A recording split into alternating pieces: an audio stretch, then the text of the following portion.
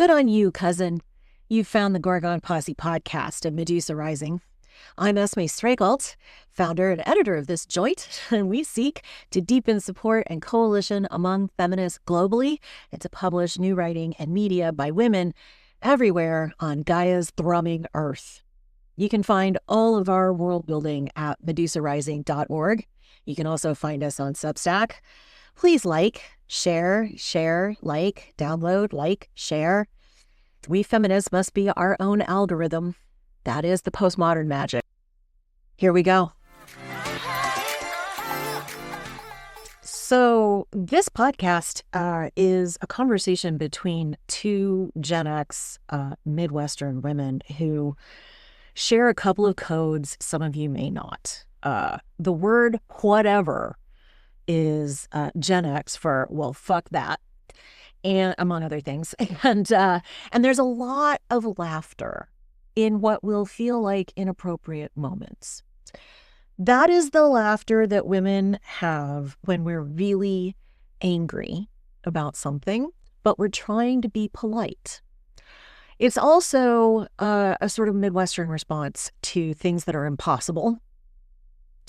There's a great deal of irony in places where some of you may feel uncomfortable with it.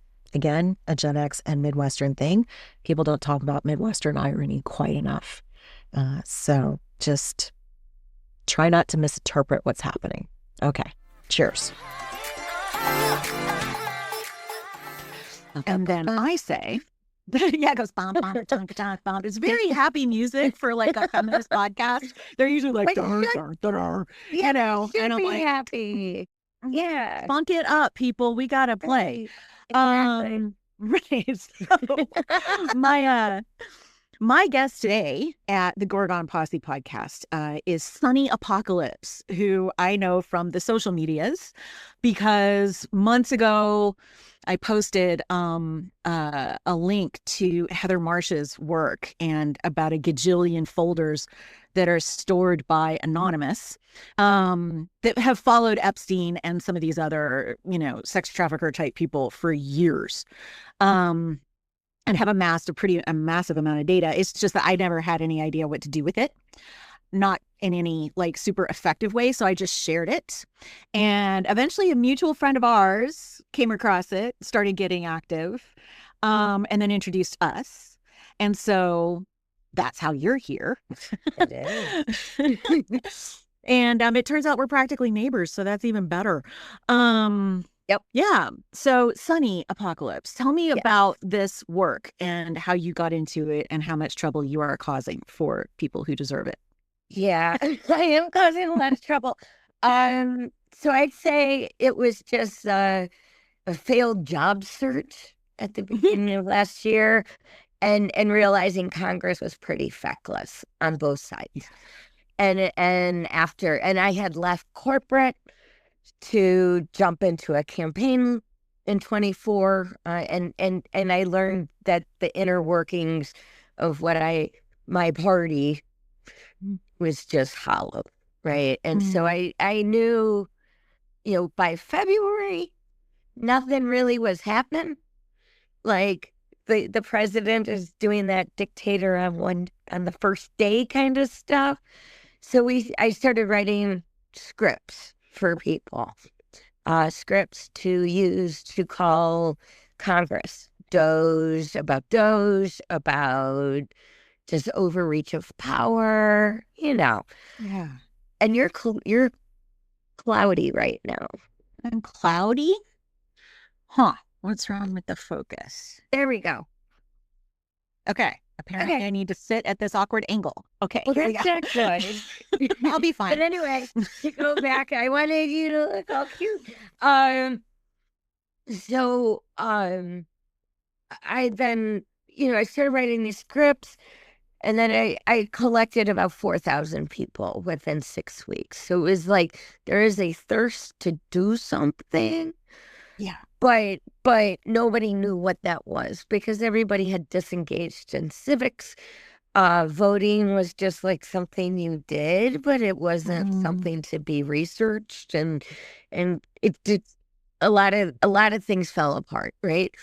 And Yeah. so then I decided to like kind of brand up and create, the platforms and Substack on Twitter, on Blue Sky, and a bunch of other things, and started meeting people that were also into like teaching people stuff. So there's a lot of civic education that I'm trying to do and a lot of infographics. So from February to early July, it was mostly civics. They shouldn't be doing this. We pay them, blah, blah, blah, blah, blah. Then Pam Bondi on July 7th or 8th says, there's nothing more of the Epstein files. And I just knew that was a lie. And I didn't know much about the Epstein files. Like, thank God for like some of the MAGA women and people that were so passionate about it. Because to me, it just fell into the whole Q bucket, right? Right. Yeah. Right. And Yeah, no, so we have good evidence now that Q was designed as a distraction from this. Yes. Yes. Mm-hmm. And Mm-hmm. so, but they put in, it's the projection thing, right? They did put in the Epstein files into it. So anyway,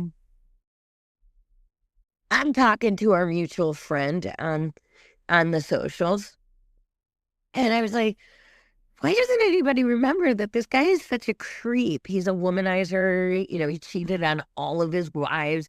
He has a bunch of immigrant children, or anchor babies, as some would like to call them. Sorry about the pejorative, but like, yeah, and using their language. So I was like, hold on, I'm gonna go find some pictures. My mother was obsessed with the National Enquirer, and that motherfucker. Can I swear here? Yes, you can swear here. Okay, fantastic. So that motherfucker was on the top of the Enquirer all the time about Marla Maples or something with Ivana. And then there was always the really gross things that he had with Ivanka, his daughter, his first daughter, right? Yeah. And so I just, watching this guy forever, and we started collecting like pictures from the Enquirer and just going back into his records. And then it was like, oh yeah, he had the Nazi book, and just going back and back and back. And then it was, okay, these Epstein files are definitely going to be something that we need to get more at, and knowing that this would destroy him. Mm-hmm. Right. So we focused on, again, I made scripts. I pushed them out on different platforms and whatnot, and we targeted certain senators and representatives that we knew would have a voice in this. So Marjorie Taylor Greene was one of them.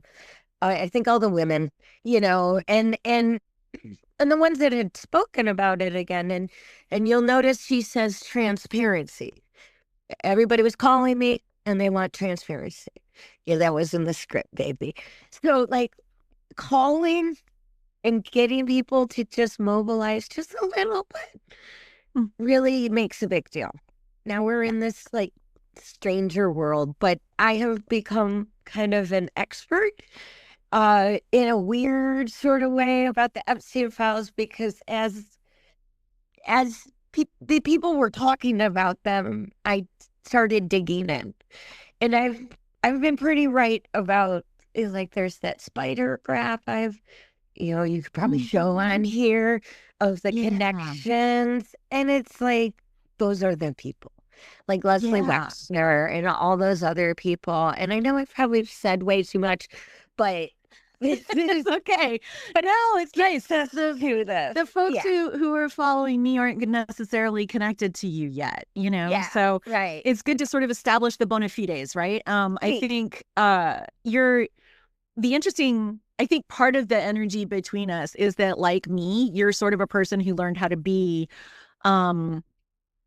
sort of a political operator by just going through the process. Like I used to work with Virginia Now a long time ago, and I wrote scripts for people to, call their state reps and be like, please don't kill the ERA again, you assholes. Right. Right. We just kept that sucker alive for as long as we could. It's a weird training ground, but it helps you really feel, I think, in your bones that democracy is a contact sport, It definitely is. You got to be in it if you want to have anything to do with the outcomes, Yes. And that can take a lot of different forms. For you and me, it takes the form of communicating with people.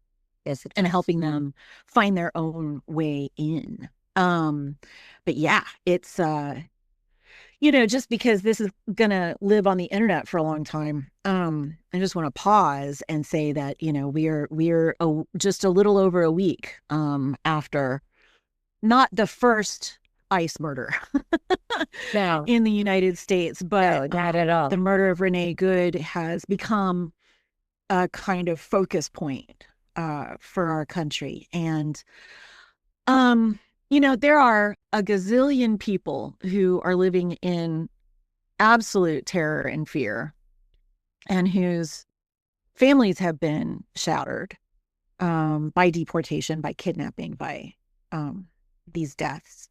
And the women who have come up to speak about their experiences as victims in the Epstein trafficking ring, sort of this like industry pipeline, right? Yeah.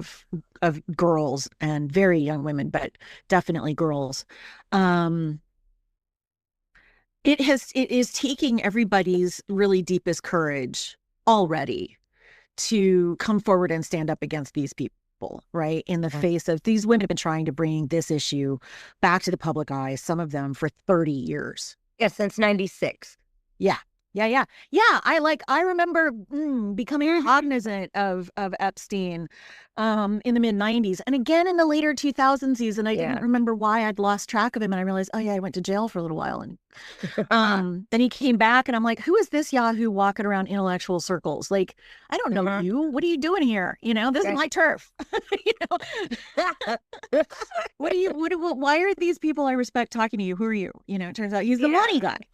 But a while ago, I made a recording, asking people to sort of put a energy field of care and support around the Epstein victims. And, I would today go ahead and just extend that to everybody who's been touched by this, which is in one way or another, everybody. We will get through this by holding each other up. Yes, Yeah, we will. Yeah, I appreciate that. Yeah. Well, you're welcome. I mean, these are serious things, and they are touching everyone's lives somehow. And we've been collectively the targets of a shock and awe campaign. Yes, we have. And a closing down of our democracy, a destruction of our institutions that has happened faster than it's ever happened anywhere else. So it's kind of, on the one hand, it's like, boy, that was easy to break. That's a surprise, Yeah. And on the other hand, we've had it working well for a long time for a long time. And so we're not ready, to like punch back, Right. But we'll get there. And one of I the have things all sorts of theories about that, but we're not going to go into that. We'll save those for later. No. Yeah. No, it's been a long time coming, Yeah, it has. That's for sure. But in that, you are one of the people that I know on the internet who just like stepped up to the moment in a way that a lot of our leadership hasn't been able to yet, even. And I'm hoping more folks will figure out what kind of risks they can take, and what kind of risks they're willing to take later as things intensify, because stories like this have very few possible trajectories, right? Yeah. So let's remember that we are doing this podcast as part of building that web of care. and speak about these women who were girls carefully and, rip the entrails out of the men who harmed them. I think that sounds fair. Crush the patriarchy.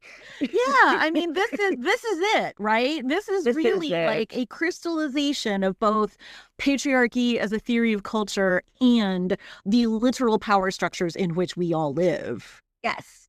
It's right here. It's right here in this particular scandal that nobody will take for a scandal, right? It's been hidden and it's been sort of cosseted in these little fuzzy, soft focus kinds of situations for a long time, right? Yes. And that has worked to the wrong advantage. So let's talk about Jeffrey Epstein.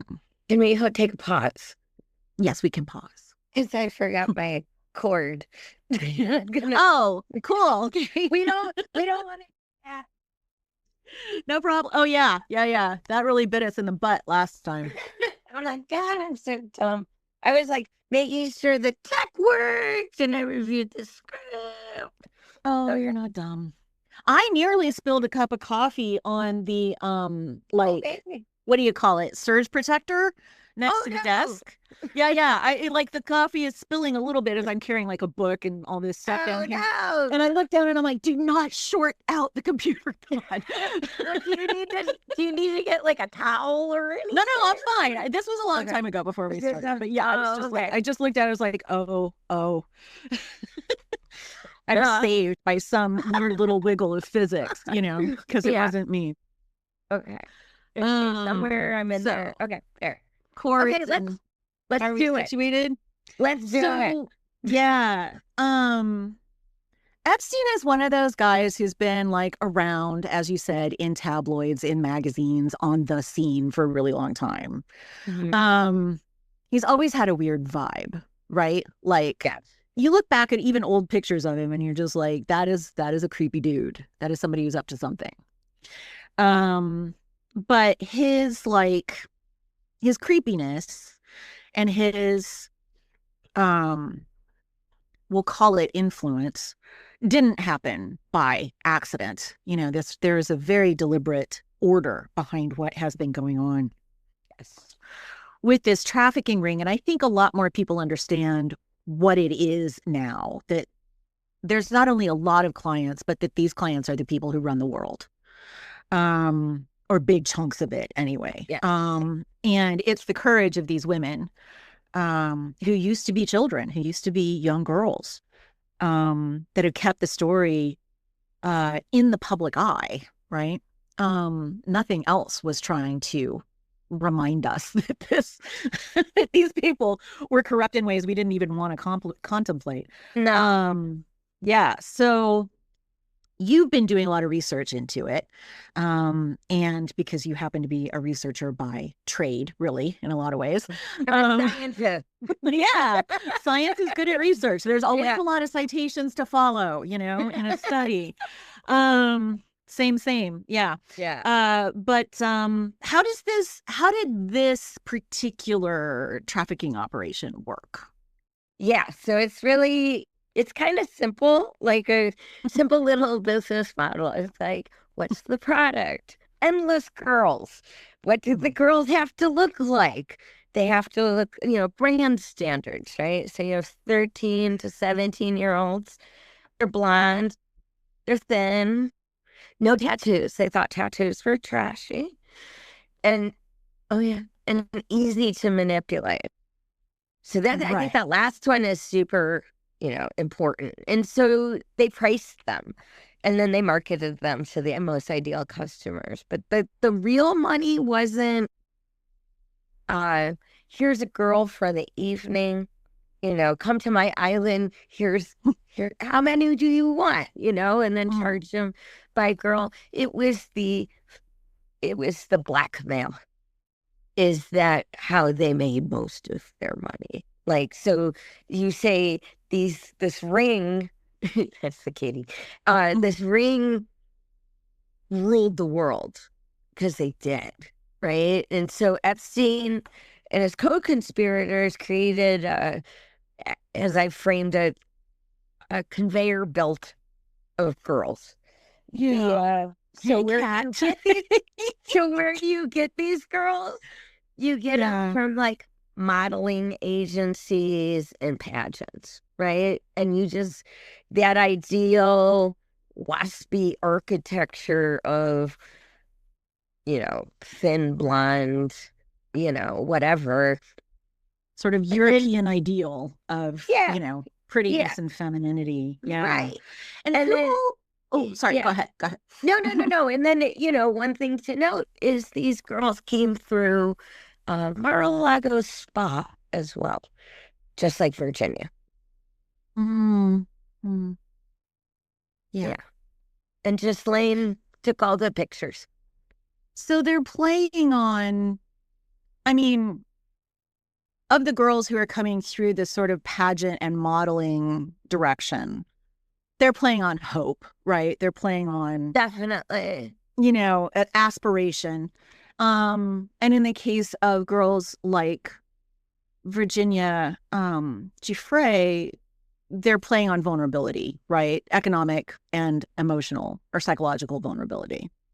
Yeah. And then there's girls who are just trafficked, like just picked up and moved from places like Ukraine, Most definitely. That's the other, that's also feeding in here. But we're sort of focused on the bit that's closest to Trump himself, who owned a couple of these pageants, right? Like who else did? So, well, the pageants Trump owned from, let me see. Sorry if I have to look at a couple of things. That's okay. I know that we kind of bounced. We bounced? We bounced. We can bounce back. We can get back on track. No. It's so great. I found all the dates. I want to get the dates right? So, So there's the models and then the pageants. So the pageants, Donald Trump bought the Miss Universe empire, which included Miss America, Miss whatever other countries, and Miss Teen USA. Where he said he could walk in anytime he wanted to into their dressing rooms. He bragged to multiple people about that. It was on TV. I remember hearing him say that in the early 2000s. I was just like, what? But he got the idea. So that was from 1996 until 2015. So here's where he gets, so it's like, it's our generation too that got affected by this because it goes back to, so he has this legitimate pageant thing, Miss USA, my mom was a pageant girl. Oh my God. But the thing is that I think his inspiration there was the other fellows around him, which included Epstein, Jean-Luc Brunel, and then John Casablanca. Right? Wow. So Trump, well, let's see. We have Casablanca elite modeling, which I actually talked to them a couple times. And they couldn't manipulate me, and so they didn't want me. They're like, you dyed your hair a different color. If you're going to be a model with us, you got to have the brown hair as you came in. And I was like, screw that. I thought I could make a couple of bucks for college or whatever. I'm like, I don't want to be controlled like that. That's weird, I ran away. But girls that, acquiesce to that, stick around, right? So you play on the abused, you play on those that might be poor, whatever, and then you put them into a model contest, which is what I think is a 45-year-old Donald Trump hosts 2 of these things called The Look. This is John Casablanca's elite modeling pageant called The Look. And then Trump Trump owns this. Now just think about it. Like, we're Gen X, right? We've been through 45. Here's a 45-year-old man hosting teenagers, young teenage girls running around in bathing suits with Jean-Luc Brunel, who had a modeling agency called MC2. And, oh no, wait, it was the first one was Karen Models from 78 to 99. But it goes away in 99 because he's accused of drugging and raping the girls. So Epstein funds elite MC2 modeling from 2000 to 17. Like, Epstein paid for that, right? Now, you have, those three guys, David Copperfield hanging out with these guys, and they're judging teen girls, right? These girls are wearing next to nothing. They're on a stage. The men judge them and touch them and manipulate them, right? And so Trump then starts his own modeling agency, also in 99. From 1999 to 2017, Trump owned Trump Model Management, where, his wife and his daughter both had contracts with at some point. The biggest complaints about them was immigration. You can't make this up. Bringing immigration laws, taking passports, just doing all sorts of... This is bringing young girls over from Europe, right? And from other parts of the world. Yes. And then, yeah, taking the passports and stuff. And this is straight up the to be investigating all the time, right? Yeah. So they're all like, it's like Trump, it's Ghislaine Maxwell or whatever you say her name, Epstein, and Jean-Luc Brunel. Jean-Luc Brunel is a major player in this whole thing, and he's on, there's a famous picture of Giselle like sharing her boobies on a plane. I'll have that for you. But oh my goodness, he's the one that took the picture, and he's in other pictures. He ends up dead in jail, just like Epstein. So, who is actually the kingpin in all this? Well, there could be more than one. It's a big empire. Right. Yeah. And if two of the kings are friends, for as long as they're friends, that's fine, right? For them. That's right. Yeah. Right. Yeah. So I want to take us back a little bit. Sorry. Right? Yeah. Back in our script, back in our little plan, but also back because whatever. This is, we got some good stuff planned in here. I'm going to make sure we get to it. But it's the 90s, right? It's the 90s. When a lot of this, not necessarily the use of young girls this way, but these modeling agencies and the interconnections between these businesses and brands starts to gel, right? It's a gel. And it reminds me, like, I remember the 90s distinctly, right? And there was this, like, on the one hand, we were women and we could do the things that we chose to do in life.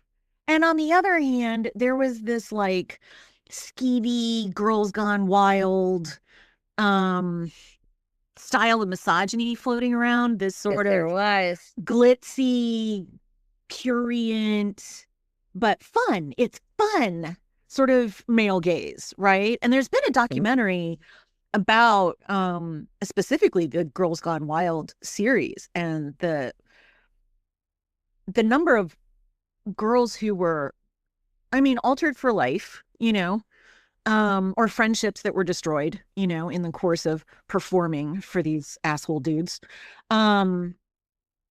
So there's a whole atmosphere in the 90s that kind of is in competition, I think, with the more Gen X-y grunge, sort of still kind of punk ethos that reemerges, right, with the grunge scene.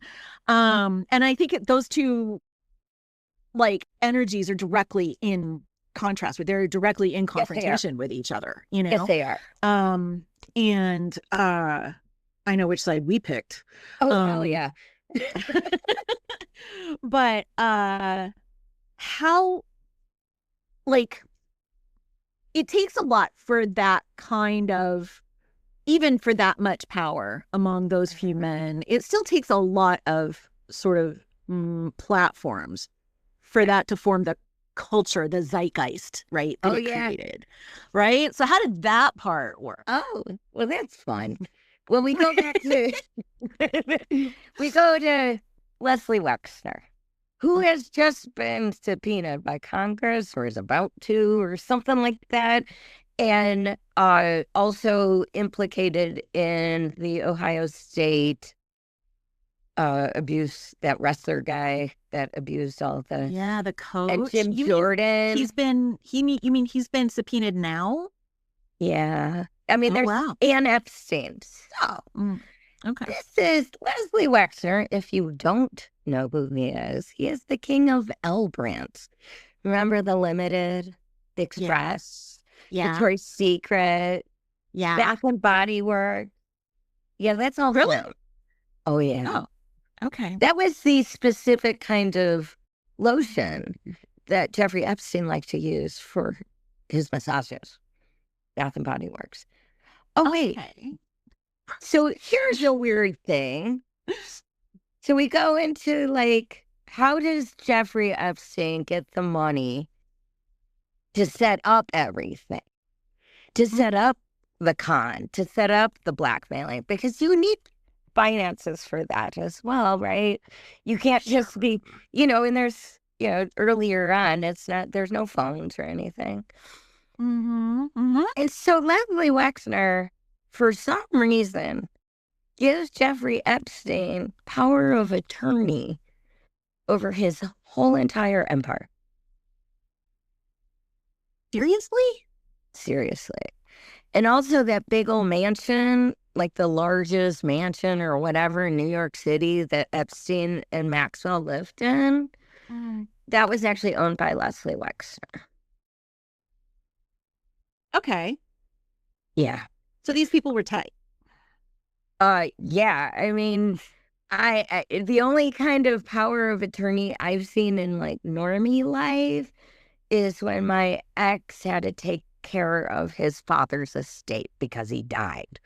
Right. That's it, right? Yeah. And so this isn't normal behavior. Epstein didn't finish college.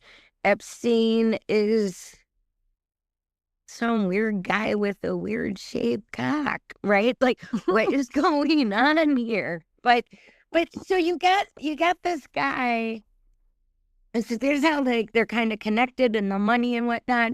And then there's like the whole Victoria's Secret pageant, more pageants. And we have multiple spottings and documentation of Epstein, Trump, and sometimes Melania at Victoria's Secret.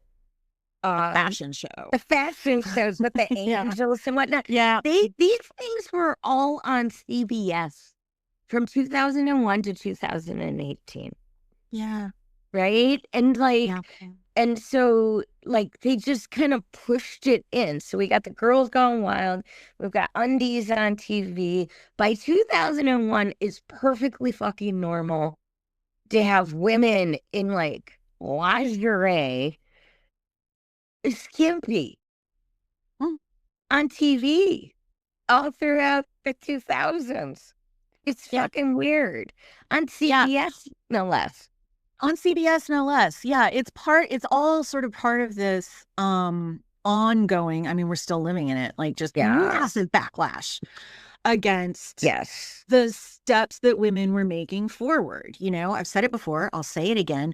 We've been independent, legal human beings for 60 years, and we have lapped most men in that time. right? Yes, we have. We're just taking care of business, you know? We are. And being at our capacity instead of, you know, hiding that capacity to keep everybody comfortable. And at the same time that's really ramping up. Again, this is the 90s. Here comes that whole sort of purient, objectifying male gaze, that zeitgeist returns, that is just about the surface of a woman, right? Just her form and her sort of presentation of herself for men, right? That's in there always working against us. Yeah. I mean, somebody, I can't remember the author who said it, but it's pretty much how the 90s started was in a gymnasium, like a video in a gymnasium. It's, you know, smells like Teen Spirit. And then, the end of that decade, we have Britney Spears, underage, dancing around in a high school hallway, right? Is this the Hit Me Baby One More Time video that you're thinking about? Yeah, she's like this high school nympho. Right. And it's all gross. And it's like, and I still remember it, and I was like, what? It's like men were saying, I can't wait till she's of age. Right? There was like this celebration. Of that. It was just nasty. Hannah Montana. That happened with, you know, that happened with everybody who was female and showed any talent. Was that, you know, the reason for your talent and your great singing voice and, you know, your skill is that you are titillating to me and I can't wait to get my hands on you from the male point of view, you know? It's just, you know, I'm just going to say it because it needs saying every day. I am constantly reminded in a disappointing way at how little imagination a lot of men actually have. It's true. You know, like when they get power, what do they do with it? The same stupid shit they've been doing with it forever, which is turn girls and women into commodities that they can use. Like, do you have nothing else you could do with your time, you know, and your excess resources? God. So, sorry. No, it's fine. It's okay. These are just things that I'm annoyed about. So, like, one of the things that feminists have been doing for decades and decades and decades is working in various ways to support women and girls who have been trafficked or who've been in prostitution. There's groups like Nordic Model Now, rather famously, who are working to criminalize the buying of sex rather than the selling of it. Because that, except in the case of pimps and madams, because that model recognizes that most of the women who are in that industry aren't entirely there of their own free will, right? These are often women who have been just cornered by life into those positions. But interestingly, the DOJ just recently cut the $90 million, I just want to say it's only $90 million budget for supporting trafficking survivors. In a move that I think is tacit support for trafficking in general, and pretty suspiciously timed, given, you know, the let's call it celebrity of this scandal, right?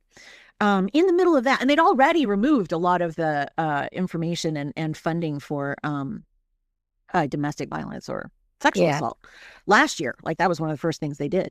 But this year they cut the funding for trafficking survivors. So there's a, you know, this my point there is that this powerful sort of cadre of people is still using all the levers that they can get their hands on to protect themselves, to make their work continue, to make it safer. And this is, in Epstein's case, you're talking about the blackmail that he used. But for a lot of these people, and we'll talk about the blackmail some more later, but for a lot of these people, what they're doing is they're entertainment. This is their fun. Yep. Right. And basically the DOJ has become one of the levers that is protecting that fun for those overwhelmingly men, right? Yeah. So we continue to have an uphill fight with all of this. It would be super great if we win an election in the fall and go after these people. Yeah. I think we need to go after them before the fall. No.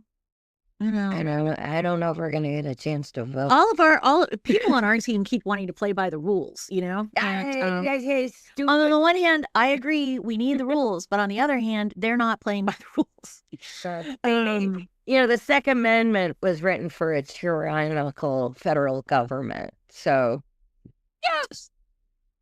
just saying, right? What did they used to say during the elections when it looked like the Democrats were winning? We might have to resort to, what was it? Might have to resort to Second Amendment. Second Amendment. What did they call it? Corrections or something? Like, the threat being, the threat being that, like if you guys win this election, we're gonna come and kill you. I'm like, okay, whatever. Here we are. So, right. So in this big, cloudy, icky context of very clear, just basic run-of-the-mill patriarchy amplified to world scale, girls are going through these pageants and these modeling agencies and modeling schools. And some of them are being harmed, right? And some of them are probably telling their parents, right? Or trying to warn other girls. We all know how the belief and not belief process works around this. For women, typically, they are not believed. But why would the parents... I don't know if you have an answer to this, but why would the parents keep coming to and trusting these pageants and agencies when the win rate in the pageant and the success rate as a model is so small? Right? I mean, like, it's like winning the lottery. The odds are nuts, right? Yeah. You're not going to be Cindy Crawford. No. Probably. Probably. No. Or any of those five, like the supermodels who ruled the 90s and were in the, the George Michael's Freedom video, right? Like, yes. That was the glam that sold it all, right? Yeah, but if you notice, those are women. Oh yeah, those are grown women. And then the 90s, we had Kate Moss. Wafy, she's 16. That whole thing. Looks like she has an iron deficiency. Yeah. Lay off the heroin, kiddo. Oh my God. But heroin chic. But I don't think most girls in high school are that aware, right? Like, fair, and if you come from a background of abuse or you've been gaslit already, it's easy. You're a mark. So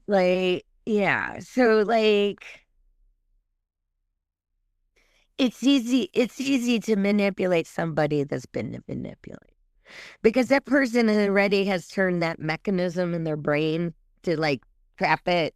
I'm calling it like the little trauma trunk, and then you close it up and then it just slams shut. And I didn't write this in here because we were going to do this last week and I got triggered because of Renee Good's murder. But it's literally unless you're triggered or you go to therapy, you're in a safe space, you go to therapy or whatever, or it happens again, it's it just stays put. You don't remember it, right? And so I think there was a big wake-up call actually just last week. Like a lot of people started, oh yeah, this is the guy that got us into the pandemic. Oh my God, what is going on? Right. And they're more aware and people are more aware. But it really, you can keep people who are traumatized, right? So it's yeah. And these kinds of predators can sort of smell that, right? They can. Yeah. It's And can gaslighting. reactivate it, right? Like Exactly. you shut down, let bad things happen, dissociate, put them back in the box, rinse, Of repeat. course. Yeah. Yeah. Yeah. And it's like muscle memory, right? You know, Yeah. which Yeah. is terrifying, but Yeah. I've been through it. But gaslighting is like twisting reality for the victims. And like, so it's like the parents are told this is great for the girls. They'll get poised, they'll da da da, all that stuff. Scholarships, blue, blue, blue, modeling. Maybe the girls are told they're famous. And there's this constant back and forth of like abuse, holding back things, and then calling them beautiful, right? You're special, and then whack them again, So it's like, it's intermittent in psychology. It's that intermittent reinforcement that just makes, a dog, a human, a mammal just come right back to it, right? Yeah. It's sad. The hope in the creature that's being hurt, right? Yeah. And I think these people really like to hurt people. Like they get pleasure out of it. This has been shown that like the studies that sociologists and psychologists have done of like abusers and repeat rapists, etc., is that the thrill, the enjoyment is not anything about the physical contact. It's the fear and the ongoing suffering in the victim that is their source of fun and excitement. It's really vampiric, It really is. It's super duper vampiric, and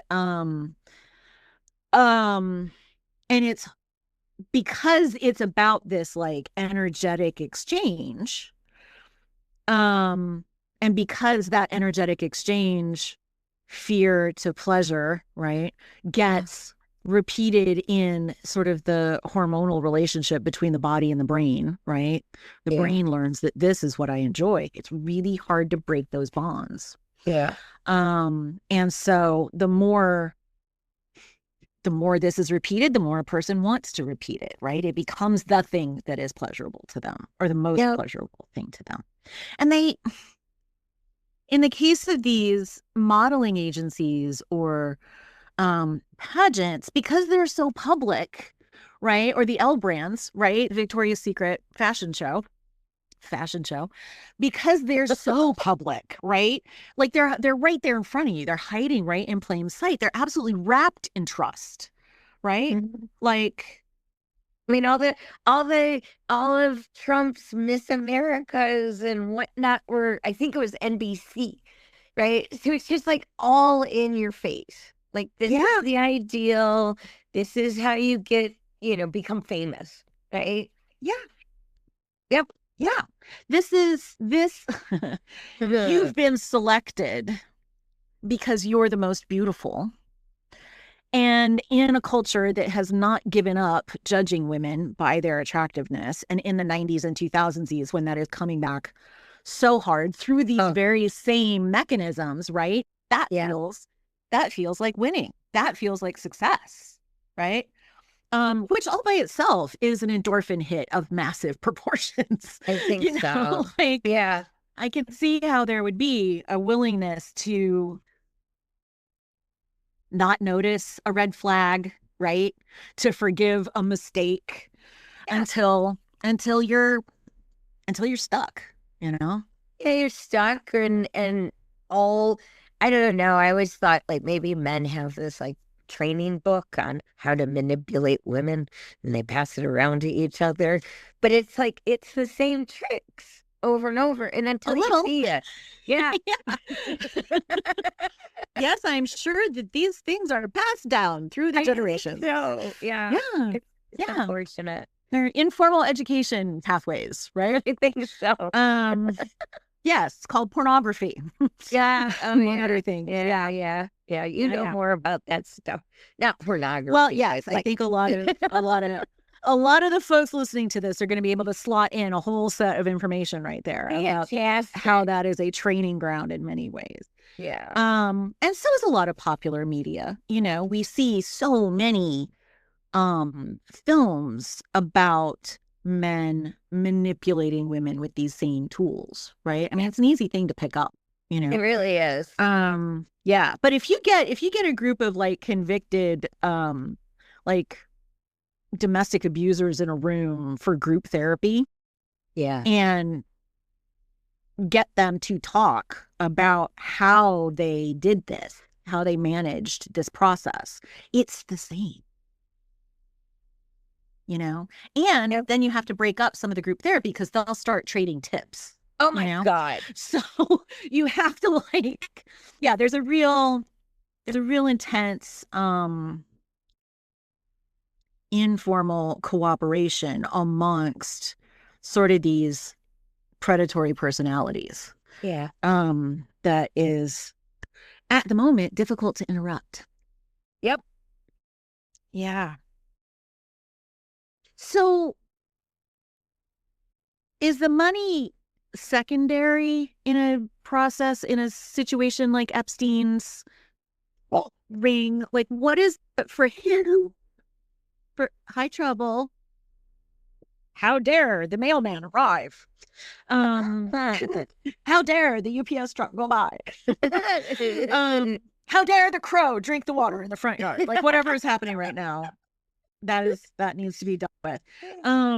Getting protected. Like, it feels like the power, the influence Epstein would have over powerful people is almost secondary to the money that he would be bringing in from them, right?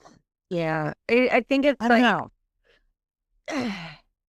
It's the, what I keep going back to is, look what we can do. You know, kind of like I have limitless power. I can keep, I mean, there's some of the stuff that's coming out of the Epstein files. There's a fellow named Sasha Barrows or whatever, who has been speaking about being a young boy in the same network. It's coming out right now, but you know, there's similarities and some same names, and it's like there are people adopting children to be raped as well, kept in pens is what is alleged, and that or they were born into it, right? So you hear these terms, so it's like it's beyond comprehension to me at the moment. Yeah, how deep it goes, but I think it's like, you know, I don't know if you watch Silicon Valley, but the whole Blood Boy thing, you know, where the older Silicon Valley dudes were getting transfusions of younger men's blood. Yes. and I think that that's actually true, but I think there's something that's at like our little secret, right? It gives them more. It is vampiric, right? I can't even comprehend the dehumanization of the whole process, and the kids are just trapped there. So it's like you've got the gaslighting, but then you've got people that don't even know that there's something else, right? Yeah. It's horrifying. I'm sorry to go all that dark. No, it is. I remember reading in the early 2000s, a number of reports about the human trafficking industry in the United States. And this was in Harper's Magazine, back when it was like a monthly. And and or reports on the family and its influence over politics. And I remember talking to my parents about this, and they're being like, what? It's just like too far out of context, I think, for a lot of people then.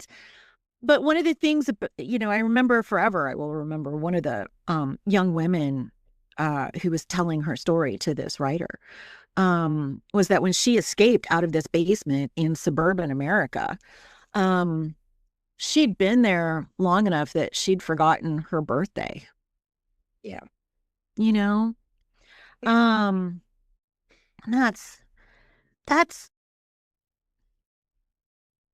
it is a horror in our society beyond what's happening, to us politically, that we absolutely are going to have to confront if we hope to move into any more humane form of life with each other. This just cannot be a thing that we allow if we hope to be human beings in the future.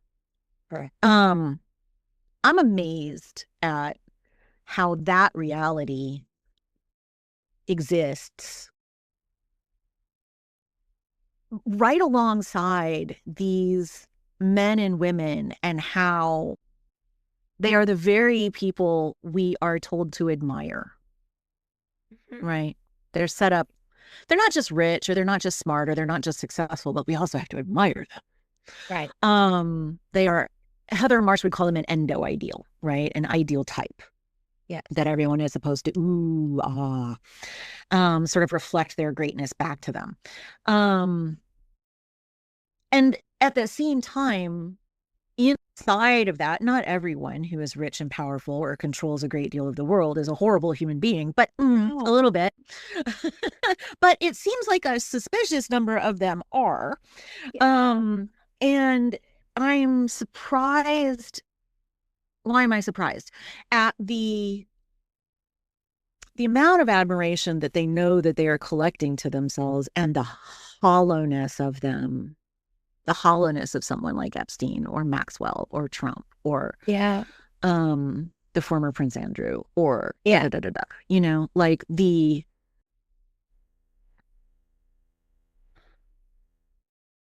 it seems like that mismatch between admiration and material success and genuine power and the hollowness and smallness of imagination in these people it's a contradiction. It feels like it's hard enough that it should get us regular people, the plebs out here, stop letting them design the world we live in.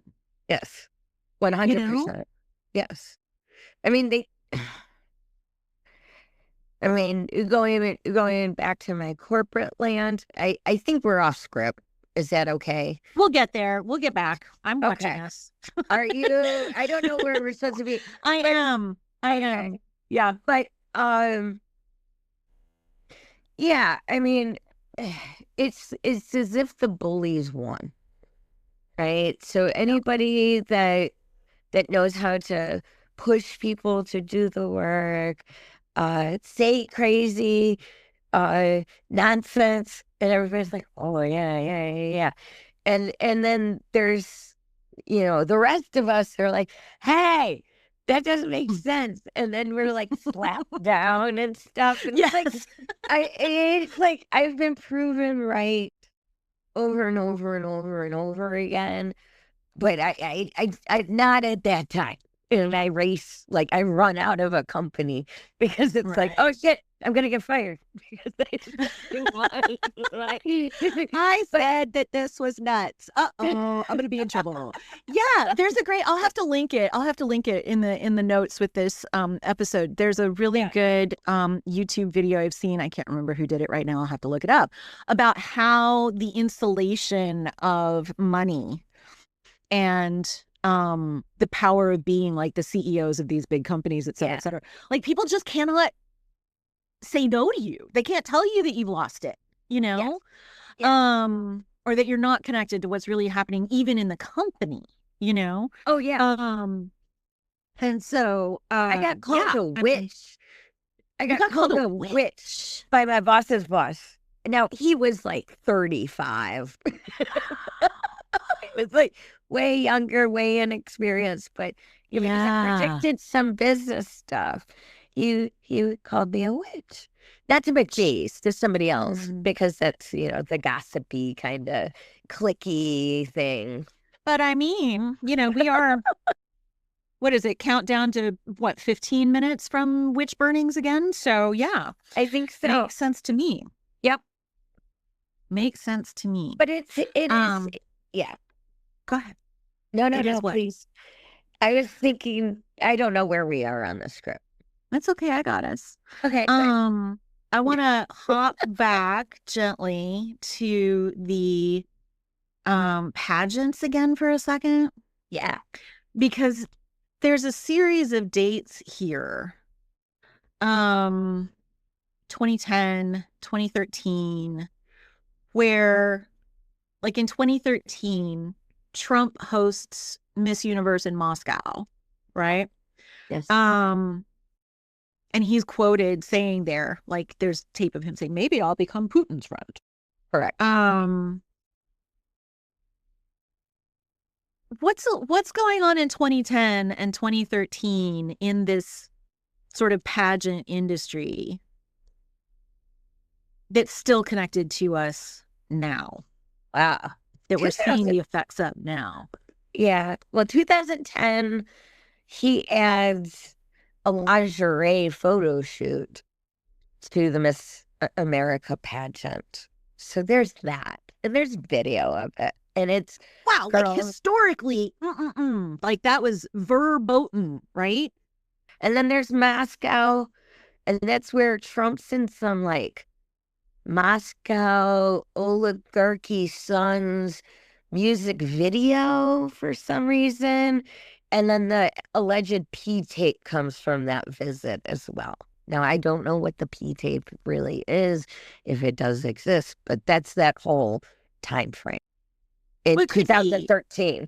Yeah. I mean, if Epstein, too, is collecting, compromise on his clients, there may not be a P tape, but there may be something. There may be a tape.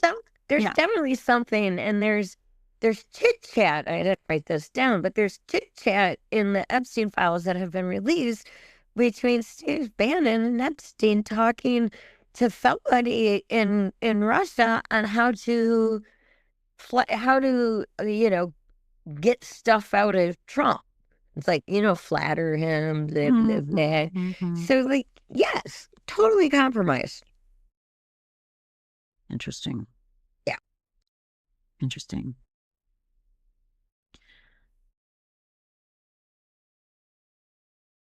So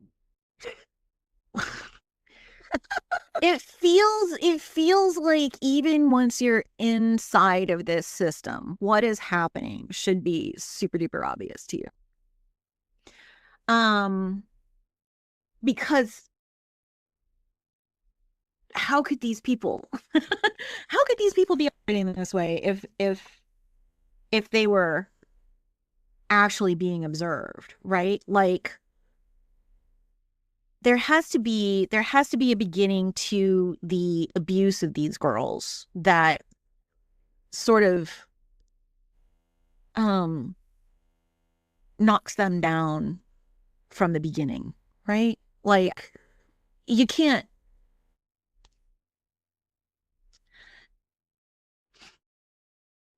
controlling people is its own methodology, and it's pretty consistent, as we were saying about these vampiric sadists before.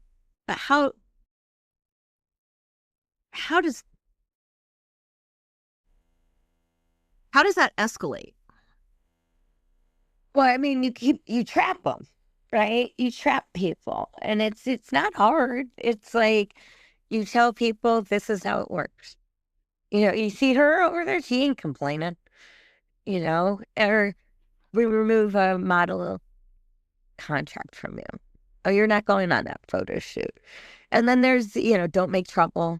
And then there's all the gaslighting around it, like you're overreacting, you're too dramatic, but there's always like, don't tell anybody. And they're tested, right? I think like the ones that are more malleable are the ones that continue to progress. And then they learn those tactics. Like eventually you progress to be an abuser as well, right? I think about, yeah.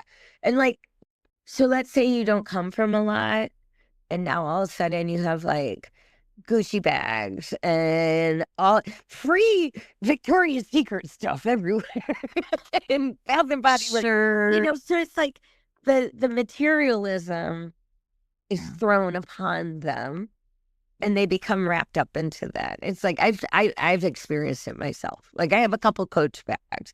Why do I have a couple Coach bags? Because everybody around me had them. And I felt like less than when I was just wearing my, holding my canvas bag, like a good NPR listener, right? Right. But Fair. But like you're given more if you acquiesce. Miss Erica Kirk has been a reality show star. She has been a singer, poor singer, and like she has a tramp stamp. Like what? And she's telling other women, like, don't, just get married. Don't be a whore. Well, but she's also, I mean, they do in the Christian nationalist universe, there are only those two kinds of women, yes, right? there are. And yes, there are. Yeah. But so what you're kind of drawing here is a sketch of how one person we know, Erica Kirk, is roaming around in this world, right? Yeah. Making her way through it, and becomes more and more and more attached, not just to, the world of modeling or pageants or that kind of like traditional feminine competition, but eventually becomes very attached to MAGA, because MAGA is all about very traditional feminine kinds of women, right? Yeah. So the step is easy, right? Yeah. It's a lot of jewelry for a podcaster. It's bizarre. Yeah. That's not how anybody dresses right now. Yeah, it's interesting because most of the most people of means, as they say, are really dressing down all the time, right? It's super simple, way low key, right? No flash. Right. Yeah, I got you. It's a little strange. A lot of our listeners, a lot of our viewers, because this is a feminist joint, are going to be pretty familiar with how girls and women get trapped. Because we've studied it or we've been through it, which is part of what made a lot of women into feminists. Very firsthand confrontations with the methods patriarchy uses through individual people, right? Individual men. They control a woman's space. They control her time. They control her money. They control her friendships. They reduce and reduce and reduce her world as far as they can, right? To sometimes the point of total breakdown. She usually doesn't have access to resources that let her go anywhere. But when you're talking about like Palm Beach, Mar-a-Lago, modeling agencies, what is the nature of the restriction? Right? Theoretically, you can leave Mar-a-Lago and go home, right? Theoretically, I'm not saying, well, why didn't they just leave? I'm not asking any question like that. I'm asking, what's the technique or threat? Yeah. That eventually is the trap, They eventually just tell, from what it seems like, is that they tell people, I'm going to kill you. I'm going to kill your family. I'm going to use anything that you did here, even though I forced you to do it, against you. Right? It's like when I saw the stuff about like Epstein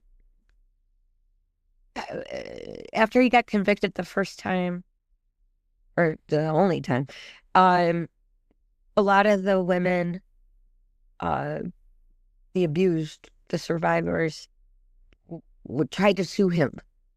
And him and his lawyers decided that it would be best. And this is Alan Dershowitz, right? That is helping with this whole thing. That we're going to show your abortion records in court. So how is your Roman Catholic parents going to deal with this, right? You killed 3 babies. Look, I raped you. I impregnated you. I sent you off with, to have abortions, and now I'm going to use that against you. I mean, there's just like there's like everything unimaginable, evil, again, vampiric. Mm.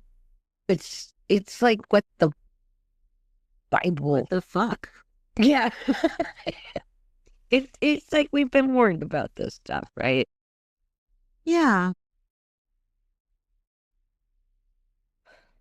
I mean, there's really 2 forms of restraint or constraint, right? One is, a ranch in the middle of the desert. One is an island in the middle of the Caribbean. So physically not going anywhere, but then also the legitimate, like, threat to your life, right? Threat to your social existence, threat to your family, right? I remember Virginia Giuffre in her book talks about wanting to make sure that her children were safe. Yeah. Right. Yeah.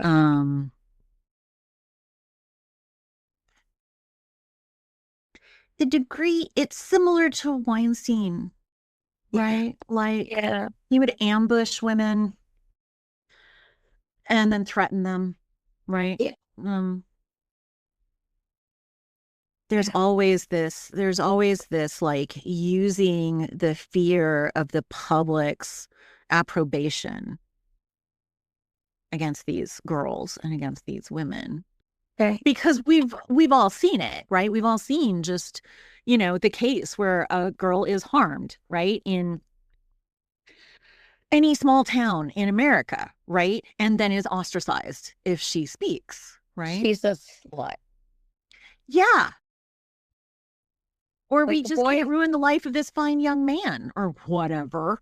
He's the quarterback. Even if he's not a quarterback, he can amount to something someday. We should let him have a chance. He's a good guy. Yeah. Well, and then, you compound that by, in the presence of Trump or Epstein or any of their sort of assistants in all of this work, you are confronted by people who are close friends with some of the most powerful people on the planet. Of course. And you know it. You've seen it, right? You've been at the social mixers where they're hanging out, right? Because you were told to be there. Yep. A lot of people still today, to my amazement, given the amount of work that almost every kind of feminist has done on this problem, is that a lot of people still think that these crimes are about sex, right? That they're about sexual enjoyment and sexual pleasure. But all of the research that we've been able to do, some of which I'm going to be talking about in a whole series of posts that are coming up over the winter.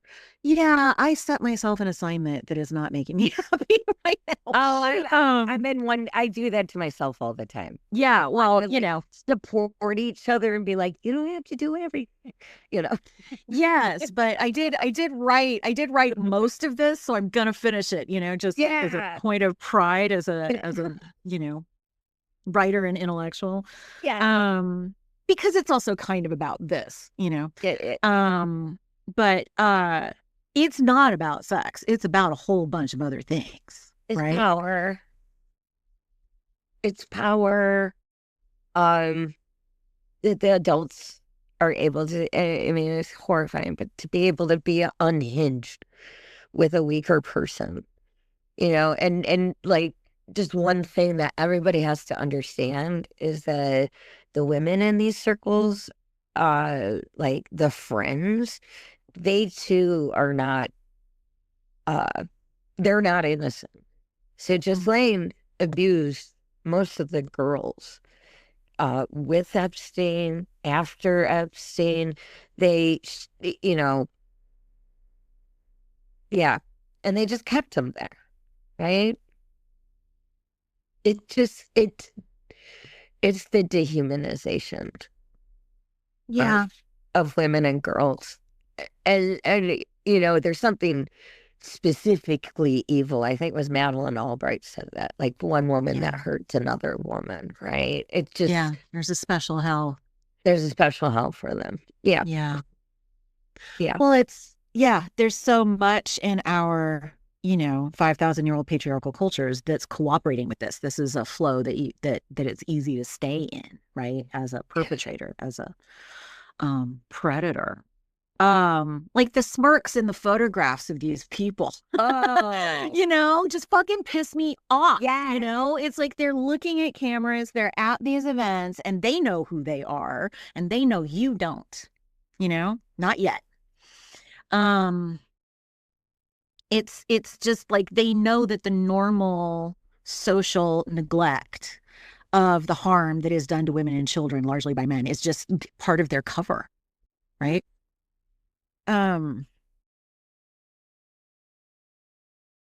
there's this image I think a lot of people walk around with of especially men, but also women who do this kind of harm, that there's some mistake, there's some loss of personal control or decorum or some frenzied exception, right, to their actual personality, their actual moral compassy thing, right? And it just isn't. Over and over and over and over again, we see that especially men who engage in these behaviors, women who engage in these behaviors, are quite deliberate. Even the small scale anonymous, you never heard of him, preacher somewhere in West Texas, is super duper deliberate in their methodology, right? There's nothing out of control about any of it. No. Which is part of what makes that smirk hurt so much, Yeah. that they know how much they're getting away with. They do. Why? You've done a lot of thinking about this,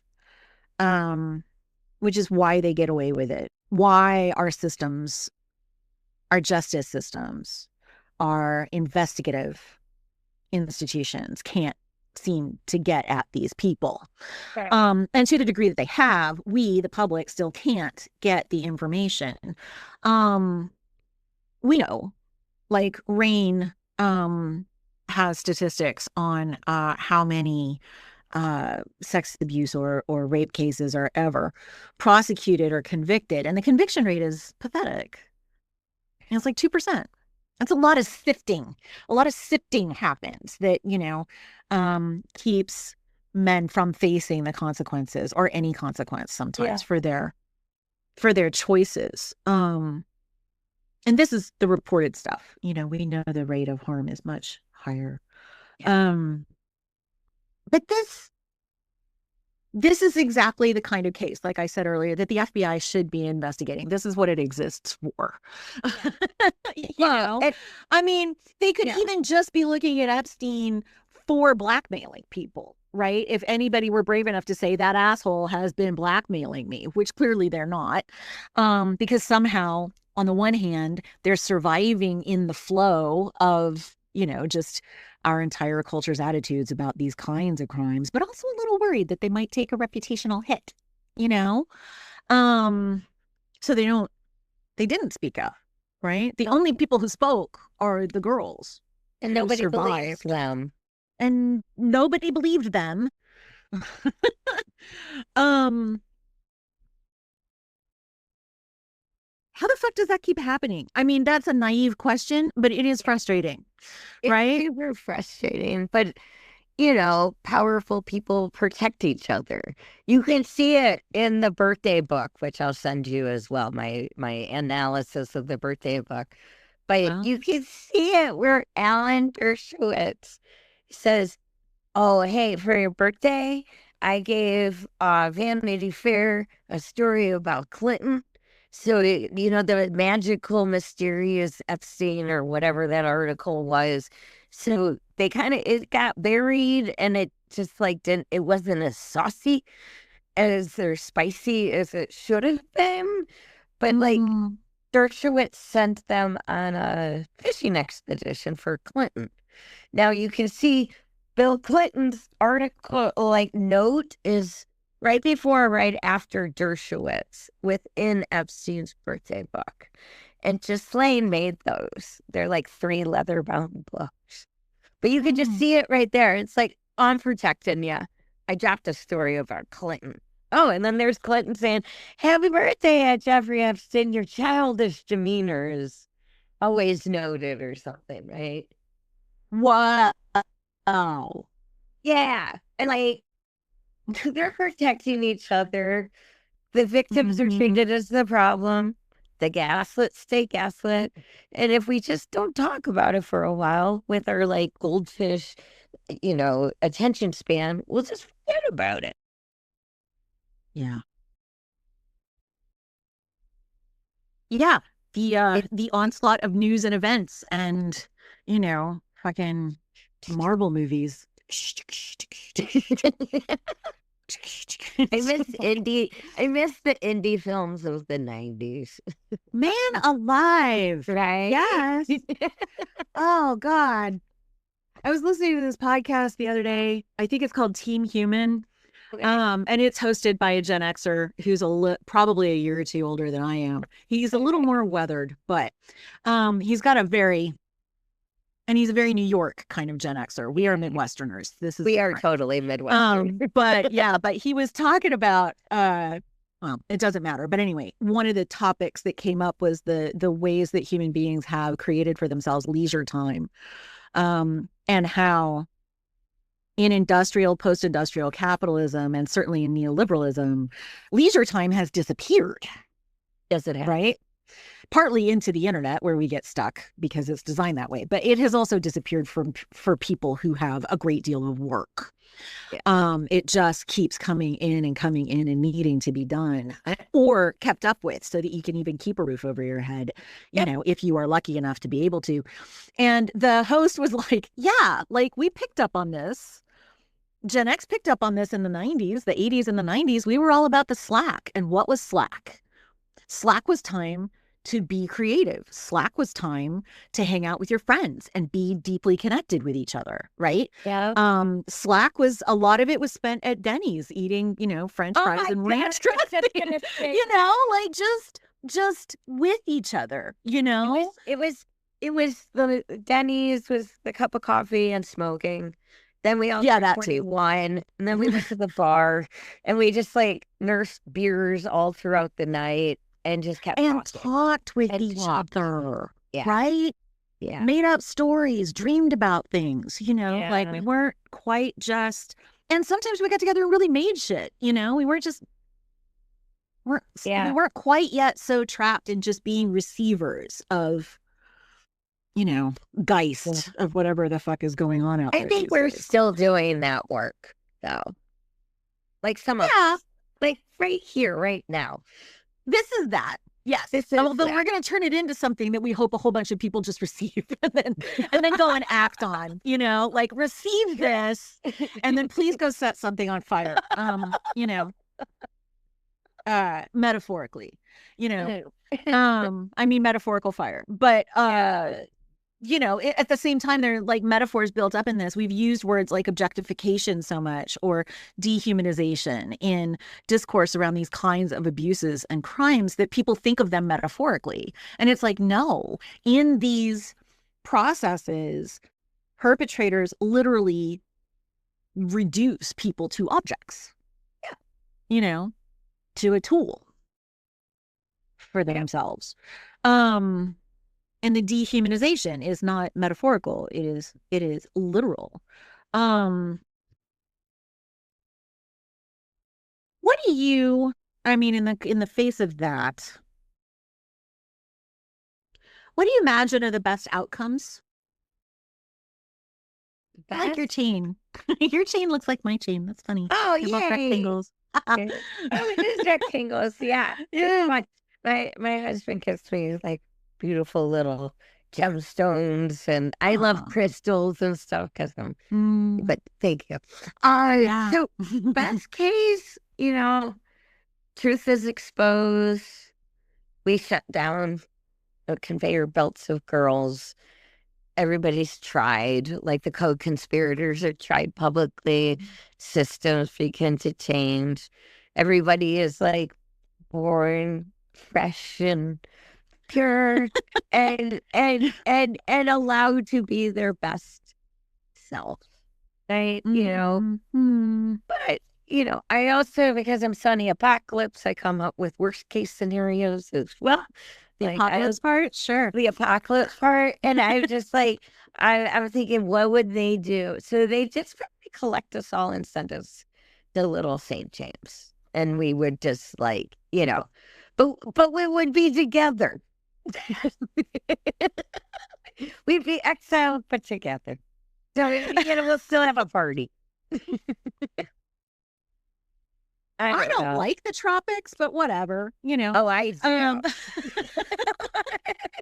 not going to be picky about the utopia, it can be warm. Yeah, no, that's cool. This is a problem in my house, right? I am a warm-bodied human who is constantly like, I want to go to Ireland for vacation. And my husband is a cold-bodied human who constantly wants to go to the tropics. And so we're just yeah. When we get vacations, it's always a coin toss, like north or south. No. No. Yeah. If we're headed into an ice age, I would be a great person to have around. I would not. Just literally a radiator. Yeah.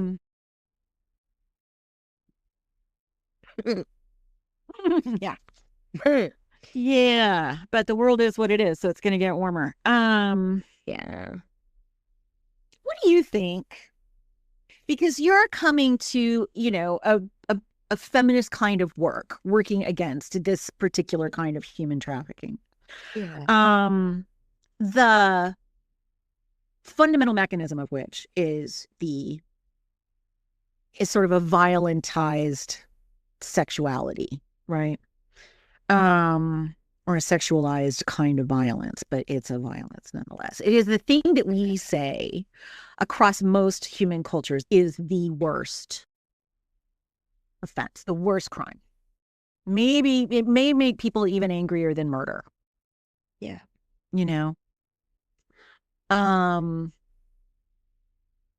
But we tolerate it. Systems tolerate it. Yeah. Right? It's like it's the very worst thing anybody can imagine until a girl says it happened. And then it's her fault. Yeah. Right? We just kind of default to. He was tempted. He was tempted.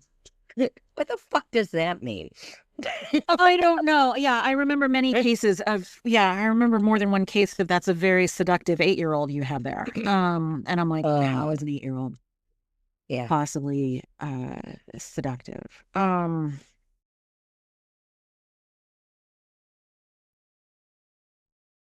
You're currently helping people figure out how to activate in the face of these massive forces, I guess. Massive forces. How would you advise anyone who sees this, whether they are a deeply experienced, old school feminist, or, someone who's just kind of like, what the fuck with the Epstein, and sort of new to the situation, what would you How would you advise people to engage? Yeah. Where can people dig in and then act? Yeah. So just to promote my wares, Yeah. more, you can, I will give you all the links here, but I did the hard work of like reading the birthday book, which to me should be just everybody knew what was going on. It's very obvious when you read it, but I read it like the 250 pages, and then I put together a summary of it. So just the manipulation of each other, keeping it quiet, keeping this going. There's young girls everywhere. There's just the objectification, and it's just pervasive. And the people that he kept in this circle, from Harvard professors to Noam Chomsky, man, but like, Right. you can't make this shit up, right? Yeah. But yeah, it's there. Read it. Uh, go into the files. Like, I can give you the link for that, of what, they're random, they're disorganized, they're just like really weirdly redacted and everything. Yeah. But it gives you the sense of just, this is deep. And it's like, it is our system. And that guy that was majorly part of it is in the White House, right? Yeah. And use that rage, that, and it is very, righteous anger, rage. Once you start learning that, you can't not know anymore. And then, and call your congressman, call the White House, call the Department of Justice. I have a whole phone list that I put together. Nice. Nice. I like toolkits. Toolkits are I'm awesome. always building toolkits, but just call them. Be angry.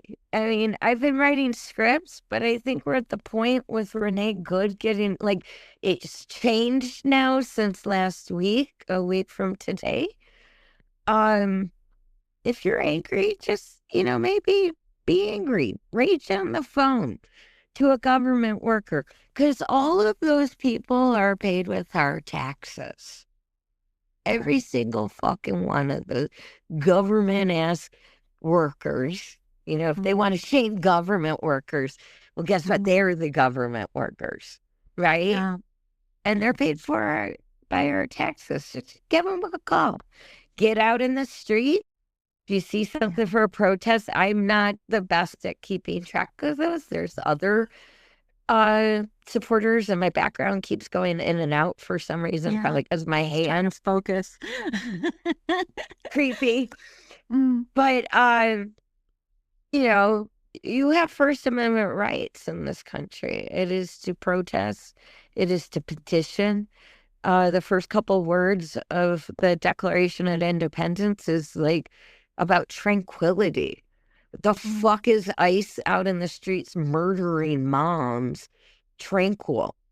And it's these same people that use children to consume, I don't know, their innocence for power or whatever is going on there. This is who's in charge right now. And so, yeah. So my mantra through this has been, if we could really, if our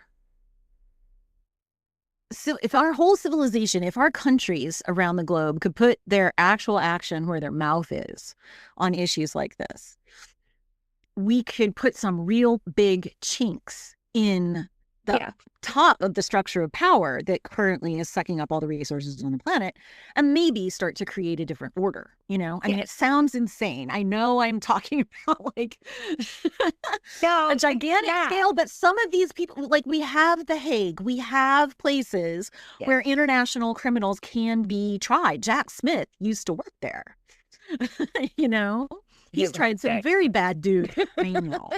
Oh my God. He's so calm. I was so blown away watching his testimony. I'm just like, how are you not losing your mind at these people? I think I just had a back and forth. I had a back and forth with him this morning on Blue Sky. So. Oh, really? Oh, cool. Yeah. I'll have to read that, see how it went. Yeah. It's fine, no. But we got it. It's just, we know the truth. Yeah. And may the White House turn into a prison. Okay. Yeah. Because I don't know if he's ever gonna leave it, but we sure the hell can like surround it and make him feel uncomfortable. And and there's like 10 other amendments, and the first 10 amendments is the Bill of Rights. And those came out of the Federalists and the Anti-Federalist papers.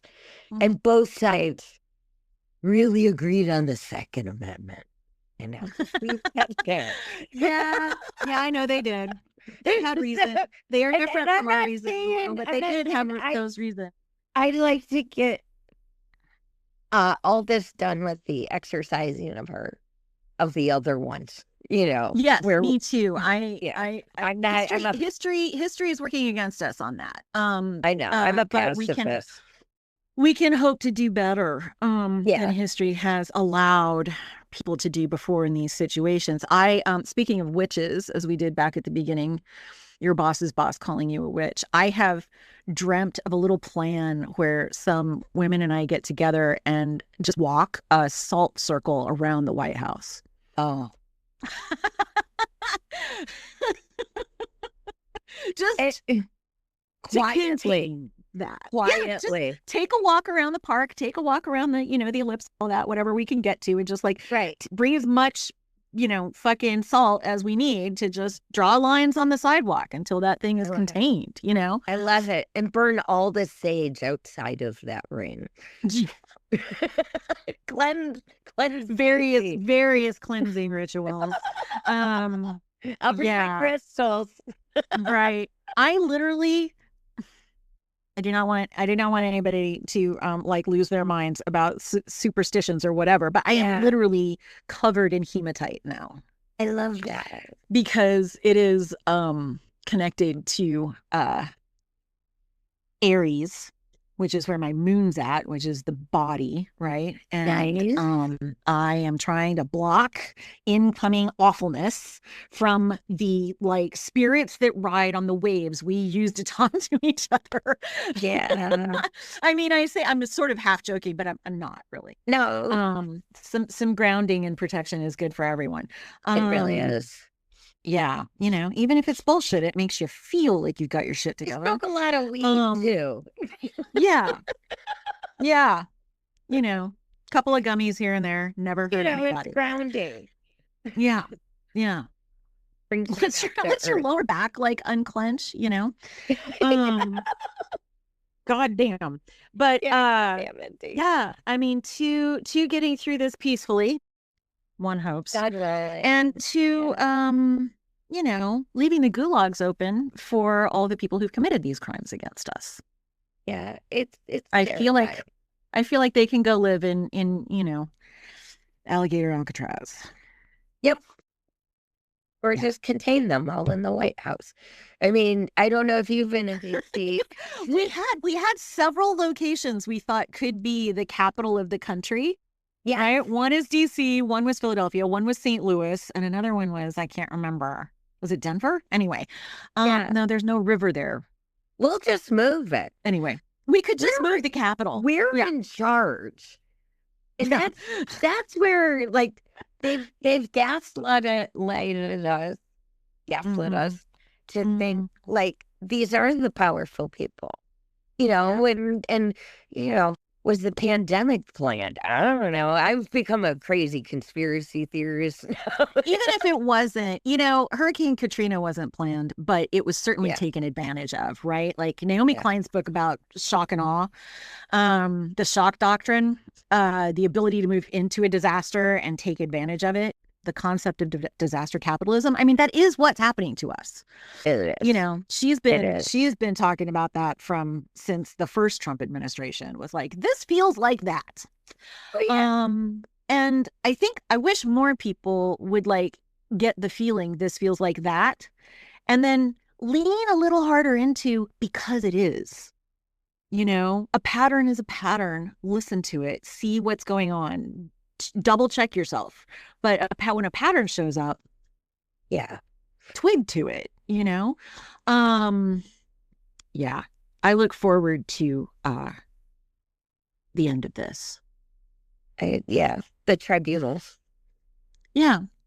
And, for the first, like, maybe murder, suicide or something like that.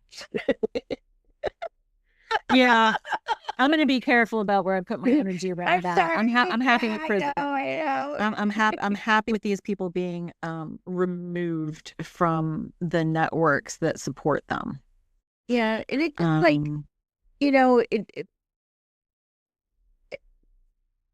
trauma begets trauma. Hurt people, right? So if you get down to it, like, we say they're evil, what happened to them?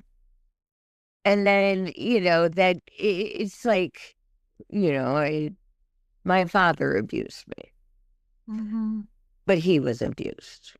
And I stopped it by going to therapy, right? And, so it's like, and a lot of people believe in redemption. So, but there are some just people that need to be gulagged. And they've chosen to keep enjoying what they do. Yeah. And they haven't chosen to get the therapy one of the things therapy does in the case of trauma survivors is it lets you re-inhabit yourself. It rehumanizes you after you have been objectified. Right. And they've not rehumanized themselves. And that can lead to being restricted from the rest of us who would like to remain human, Yeah. Unfortunately. Yeah. But here's to outlasting these fuckers and taking the Republic back and reimagining it in a stronger and better form than it used to be in. That's my hope.